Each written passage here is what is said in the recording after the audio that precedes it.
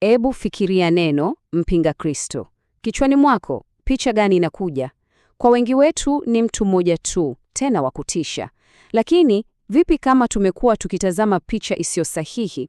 Katika uchambuzi wetu wa leo, tutaangalia wazo tofauti kabisa. Wazo linalosema mpinga Kristo sio mtu, bali ni ujumbe.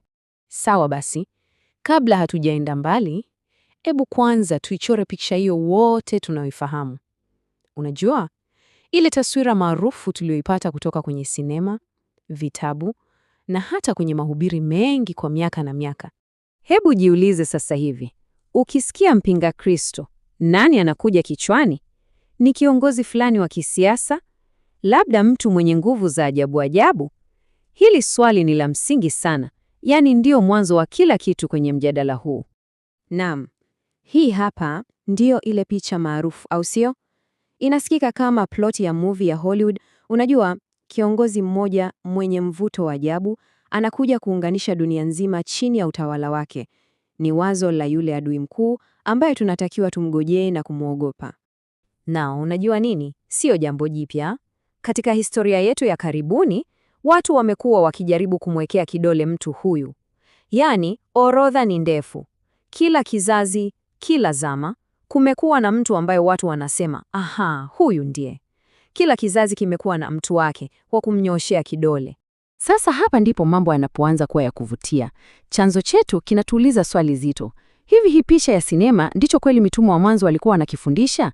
Hivi kweli walikuwa wanawaambia watu wakae wakingojea mtawala fulani wa kisiasa aje huko mbeleleni? Sikia hii sasa. Hapa ndipo hoja nzima inapopiluka.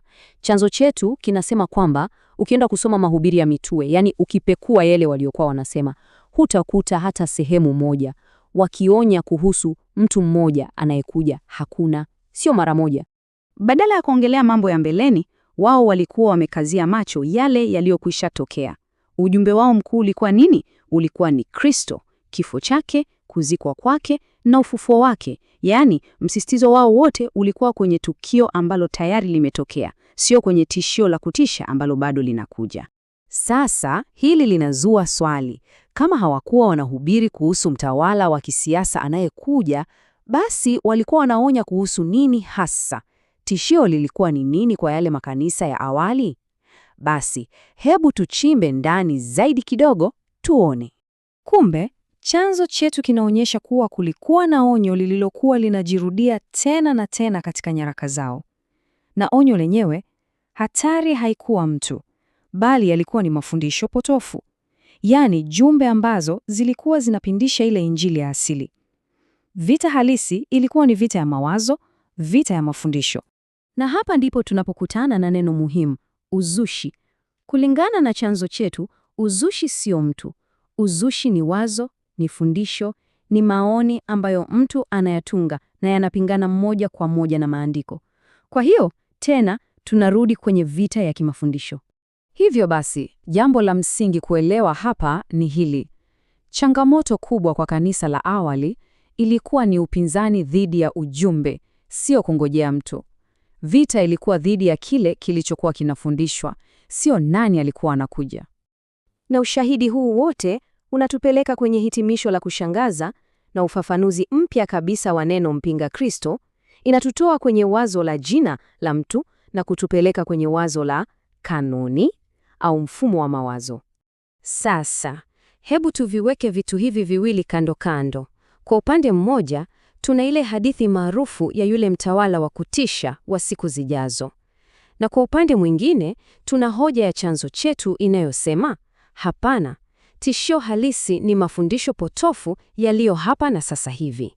Na chanzo chetu hakifichi maneno. Kinatoa kauli ya moja kwa moja. Eti kuna mtu anakuja anaitwa mpinga Kristo. Kulingana na mafundisho ya mitume, mtu kama huyo hayupo, hamna.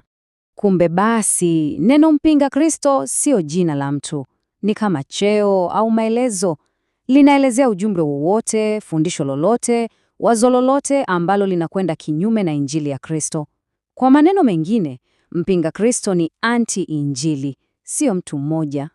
Sawa, unaweza kujiuliza, sasa haya yote yananiathiri vipi mimi? Kwa nini huo tofauti ni muhimu? Hili wazo linabadilisha nini katika jinsi tunavyoishi imani yetu leo? Naam, inabadilisha kila kitu. Badala ya kutumia maisha yetu yote kuangalia angani na kwenye habari, tukimsubiri jitu la kutisha, mtazamo huu unahamisha macho yetu. Unatuambia, angalia hapa chini, sasa hivi. Kazi yetu inakuwa ni kupambanua na kuchuja kila fundisho tunalolisikia leo. Kwa hiyo, uchambuzi huu unatuacha na swali hili kubwa la kujiuliza. Ikiwa tishio sio mtu anayekuja, bali ni ujumbe uliopo sasa, je, tunawezaje kuutambua leo? Katika dunia hii iliyojaa sauti nyingi zinazovutana, jinsi gani tunapambanua kati ya ukweli na uongo? Hilo ndilo swali la msingi zaidi.